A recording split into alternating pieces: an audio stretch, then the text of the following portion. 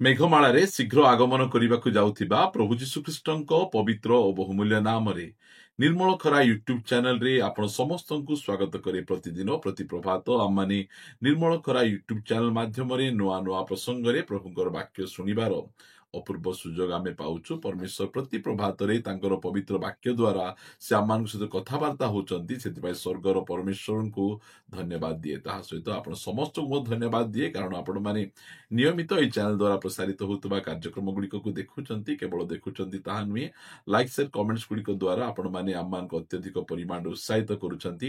ପ୍ରଭୁ ଆପଣ ସମସ୍ତଙ୍କୁ ପ୍ରଚୁର ଭାବେ ଆଶୀର୍ବାଦ କରନ୍ତୁ। ଆପଣମାନଙ୍କର ପ୍ରାର୍ଥନା ଅନୁରୋଧକୁ ଦେଖୁଛୁ, ପଢୁଛୁ, ଆଉ ଆପଣମାନଙ୍କ ନିମନ୍ତେ ପ୍ରାର୍ଥନା କରୁଛୁ, ଆଉ ବିଶ୍ୱାସ କରୁଛୁ ଯେ ପ୍ରଭୁ ଆପଣମାନଙ୍କ ଜୀବନରେ ଅଦ୍ଭୁତ କାମ କରୁଥିବେ। ପ୍ରଭୁ ଆପଣମାନଙ୍କୁ ଆଶୀର୍ବାଦ କରନ୍ତୁ।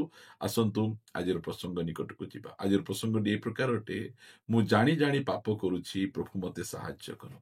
ମୁଁ ଜାଣି ଜାଣି ପାପ କରୁଛି, ପ୍ରଭୁ ମୋତେ ସାହାଯ୍ୟ କର। ପ୍ରିୟମାନେ, ଆଜି ଏହି ପ୍ରକାର ଅନେକ ବିଶ୍ୱାସୀ ଭାଇ ଭଉଣୀ ମାନେ ଅଛନ୍ତି ଯେଉଁମାନେ କି ଜାଣି ଜାଣି ସମସ୍ତେ ଜାଣିଛନ୍ତି ଏଇଟା ପାପ, ହେଲେ ମଧ୍ୟ ସେମାନେ ଜାଣି ଜାଣିକିନା ପାପ ସେମାନେ କରୁଛନ୍ତି। ବାଇବଲ ଏ ବିଷୟରେ କଣ କହେ ସେ ବିଷୟରେ ମୁଁ ଆପଣମାନଙ୍କୁ କହିବା ପାଇଁ ଚାହେଁ। ଲେଖାଯାଏ ମାଥ୍ୟୁ 21 ଅଧ୍ୟାୟରେ ପ୍ରଭୁ ଯୀଶୁଖ୍ରୀଷ୍ଟ ସେ କହୁଅଛନ୍ତି 31 ପଦ, ମାଥ୍ୟୁ 21:31 ପଦରେ ଯୀଶୁ ସେମାନଙ୍କୁ କହିଲେ, ମୁଁ ତୁମମାନଙ୍କୁ ସତ୍ୟ କହୁଅଛି, କରଗ୍ରାହୀ ଓ ବେଶ୍ୟାମାନେ ତୁମ୍ଭମାନଙ୍କ ଆଗେ ଈଶ୍ୱରଙ୍କ ରାଜ୍ୟରେ ପ୍ରବେଶ କରୁଅଛନ୍ତି। ଏଇଟା ସେଇ ସମୟର ଧର୍ମଗୁରୁ ମାନଙ୍କୁ, ଧର୍ମ ନେତା ମାନଙ୍କୁ, ସ୍ପିରିଚୁଆଲ ଲିଡର ମାନଙ୍କୁ ସେ କହୁଛନ୍ତି ଯେ ତୁମ୍ଭମାନଙ୍କର ଆଗେ ବେଶ୍ୟା ଆଉ କରଗ୍ରାହୀ ମାନେ ସେମାନେ ଈଶ୍ୱରଙ୍କ ରାଜ୍ୟରେ ପ୍ରବେଶ କରୁଛନ୍ତି। একই କଥା ଏଟା ପ୍ରଭୁ ଯୀଶୁଖ୍ରୀଷ୍ଟ କଣ କହୁଅଛନ୍ତି?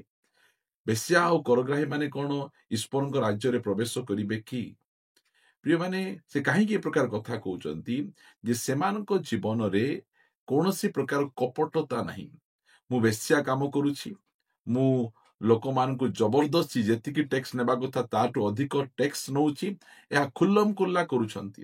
କୌଣସି ପ୍ରକାର ଲୁକାୟତ ଭାବରେ କରୁନାହାନ୍ତି। ପ୍ରିୟମାନେ, ଆପଣ ମଧ୍ୟ ଜାଣି ଶୁଣି ଯଦି ଆପଣଙ୍କର ପାପ ହଉଛି, ଆପଣ ତାହାକୁ ସ୍ୱୀକାର କରନ୍ତୁ। କୁହନ୍ତୁ, ଆଦମ ସେ ପାପ କଲେ, ମାତ୍ର ତାଙ୍କ ପାପକୁ ସେ ମାନିଲେ ନାହିଁ। ସେ କହିଲେ, ପ୍ରଭୁ ମୁଁ ପାପ କରିବା ଲୋକ ନାହିଁ, ତୁମେ ଯୋଉ ସ୍ତ୍ରୀ ମତେ ଦେଇଥିଲ ସେ ମତେ ଫଳ ଦେବାରୁ ମୁଁ ଖାଇଲି। ଦେଖନ୍ତୁ, ସେ ଭୁଲ କରୁଛନ୍ତି, ମାତ୍ର ସେ ମାନୁନାହାନ୍ତି। ମାତ୍ର ଏଇ ଯୋଉ କରଗ୍ରାହୀ ଆଉ ବେଶ୍ୟା ମାନେ, ସେମାନଙ୍କ ପାଖରେ କୌଣସି ପ୍ରକାର କପଟତା ନାହିଁ। ସେମାନେ କହୁଛନ୍ତି ଆମେ এই ପ୍ରକାର କାମ କରୁଛୁ। ପରମେଶ୍ୱର ସଚ୍ଚୋଟତାକୁ ପସନ୍ଦ କରନ୍ତି। ଯୋଉ ସମୟରେ କ୍ରୁଶ ଉପରେ 2 ଜଣ ଚୋର ଲଟକିକିନା ଥିଲେ ପ୍ରଭୁ ଯୀଶୁଖ୍ରୀଷ୍ଟଙ୍କ ସହିତ, ଗୋଟିଏ ଚୋର ସେ ଯୀଶୁଖ୍ରୀଷ୍ଟଙ୍କୁ କହୁଛି ଯେ ତୁମେ ଯେବେ ଈଶ୍ୱରଙ୍କ ପୁତ୍ର ଖ୍ରୀଷ୍ଟ, ତାହେଲେ ମତେ ରକ୍ଷା କର, ମତେ ଉଦ୍ଧାର କର, ତାହେଲେ ମୁଁ ଜାଣିପାରିବି। ଆଉ ଜଣେ ଚୋର ସେ କହୁଛି, ପ୍ରଭୁ ତୁମେ ଆପଣା ରାଜ୍ୟକୁ ଗଲେ ମତେ ସ୍ମରଣ କରିବ। ଏହାର ଅର୍ଥ ଯେ ସେ କହୁଛି ମୋର ଦୋଷକୁ, ମୋର ଭୁଲକୁ, ମୋର ପାପକୁ ମୁଁ ମାନି ନେଉଛି। ମୁଁ ଚୋରି କରିଛି, ମୁଁ ବ୍ୟଭିଚାର କରିଛି, ମୁଁ ହତ୍ୟା କରିଛି, ଆଉ ଯୋଉ ଯୋଉ ପାପ ଗୁଡ଼ିକ କରିଛି ସେଥିପାଇଁ ମୁଁ ସମ୍ପୂର୍ଣ୍ଣ ଭାବରେ ଦଣ୍ଡ ପାଇବା ପାଇଁ ଯୋଗ୍ୟ, ମୃତ୍ୟୁ ଦଣ୍ଡ ପାଇବାକୁ ଯୋଗ୍ୟ। ମତେ ରକ୍ଷା କର ନାହିଁ, ବଞ୍ଚାଅ, ସେ କଥା ସେ କହୁନାହାନ୍ତି। ମୁଁ ଦଣ୍ଡ ମୁଁ ପାଉଛି। ସେ ନିଜର ଭୁଲକୁ, ନିଜ ଦୋଷକୁ ସ୍ୱୀକାର କରିନେଲା। ଆଜି ଅନେକ ଜଣ ଅଛନ୍ତି, ସେମାନେ ପାପ କରନ୍ତି, ମାତ୍ର ସେମାନେ ମାନନ୍ତି ନାହିଁ। ସେମାନେ ଲୁଚାନ୍ତି ସେ ପାପକୁ। ଯଦି ଆଜି ଆପଣ ଜାଣି ଶୁଣି ପାପ କରୁଛନ୍ତି, ଆପଣଙ୍କୁ କରିବାକୁ ଇଚ୍ଛା ନାହିଁ, ମାତ୍ର ଆପଣ ସେ ପାପକୁ କରି ପକାଉଛନ୍ତି, ତାହେଲେ ଆପଣ ପ୍ରଭୁଙ୍କ ପାଖକୁ ଯାଆନ୍ତୁ। ଆପଣ ସ୍ୱୀକାର କରନ୍ତୁ, ଘୋଡ଼ାନ୍ତୁ ନାହିଁ, ଲୁଚାନ୍ତୁ ନାହିଁ।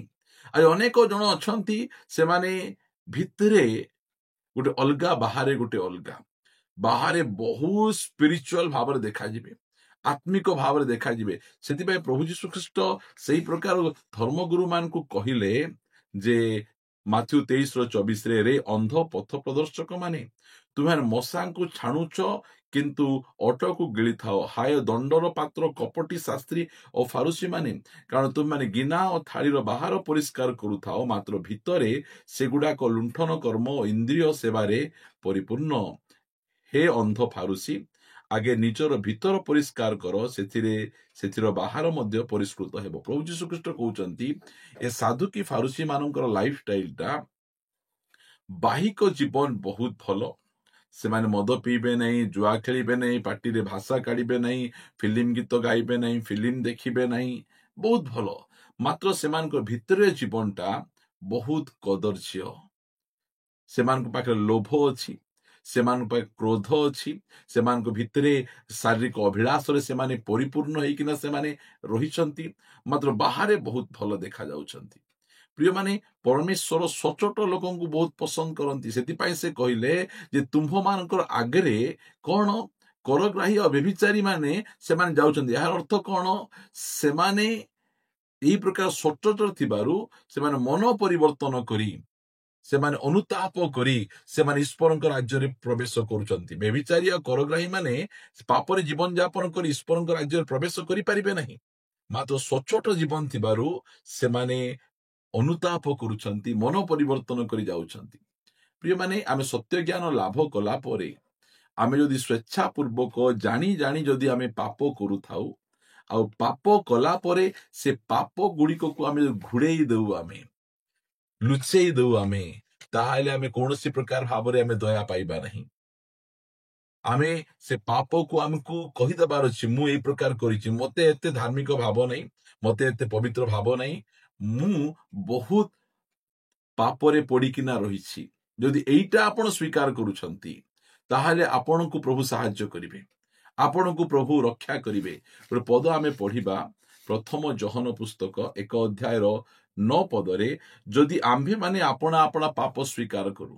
ପ୍ରିୟମାନେ, ଏଇଟା ହେଲା ବଡ କଥା। ଯଦି ଆମ୍ଭେମାନେ ଆପଣା ଆପଣା ପାପ ସ୍ୱୀକାର କରୁ, ଆପଣ ଯଦି ଜାଣିଶୁଣି ପାପ ମଧ୍ୟ କରୁଛନ୍ତି, ଆପଣ ଜାଣିଛନ୍ତି ଏହା ପାପ, ଏହା କରିବା କଥା ନୁହେଁ, ମାତ୍ର କରି ପକଉଛନ୍ତି, ତାହେଲେ ଆପଣ ପ୍ରଭୁଙ୍କ ପାଖକୁ ଆସି ସ୍ୱୀକାର କରନ୍ତୁ, ଅନୁତାପ କରନ୍ତୁ, ମନ ପରିବର୍ତ୍ତନ କରନ୍ତୁ।